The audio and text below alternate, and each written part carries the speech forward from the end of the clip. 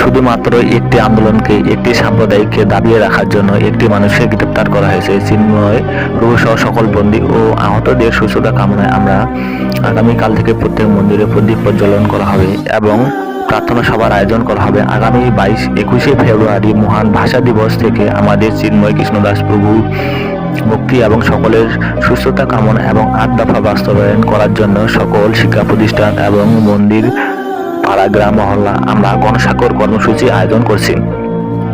আমরা এদেশে 8% সংখ্যালঘু সম্প্রদায়ের লোক বসবাস করি।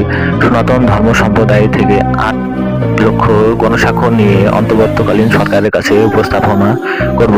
আমরা আশা করি উনি আমাদের মনের কথা বুঝতে পারবেন। পাশাপাশি 28শে ফেব্রুয়ারি রোজ শুক্রবার জাতীয় প্রেস ক্লাবের সামনে আমাদের সম্মানিত সনাতন জোটের প্রতিনিধি সহ সকল প্রতিনিধি সহ শান্তিপূর্ণভাবে মুখে কালো কাপড় পরে দিনব্যাপী কর্মসূচি পালন করব। আমরা বিশ্বাস করি ওই কর্মসূচি পালন করার জন্য সরকার আমাদের পাশে থেকে সাহায্য করবে। আমরা চাই এদেশে শান্তিপ্রিয় সনাতন ধর্ম সম্প্রদায় রয়েছে। আমরা স্বাধীনতা বিশ্বাসী, সংবিধান বিশ্বাসী, আমরা গণতন্ত্রের বিশ্বাসী। আমরা চাই বিনা বিচারে 1.5 মাসেরও বেশি সময় ধরে বাংলাদেশে জেলবন্দি ইসকনের সন্ন্যাসী চিন্ময় কৃষ্ণ দাস এবছরের শুরুতেই 2রা জানুয়ারি চট্টগ্রাম আদালতে তার জামিনের আবেদন খারিজ হয়ে যায়। তারপরে তারা আমাদের দেশে আমাদের অধিকার নিয়ে বেঁচে থাকি।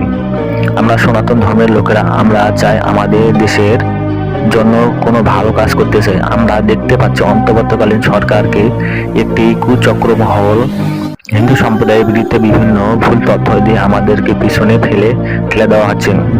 এটি কখনোই কাম্য নয়। আমরা জানি আমাদের চিন্ময় কৃষ্ণ দাস প্রভুকে মিথ্যা মামলা দিয়ে তাকে জেলে বন্দী করা হয়েছে। মিথ্যা মামলা দিয়ে তাকে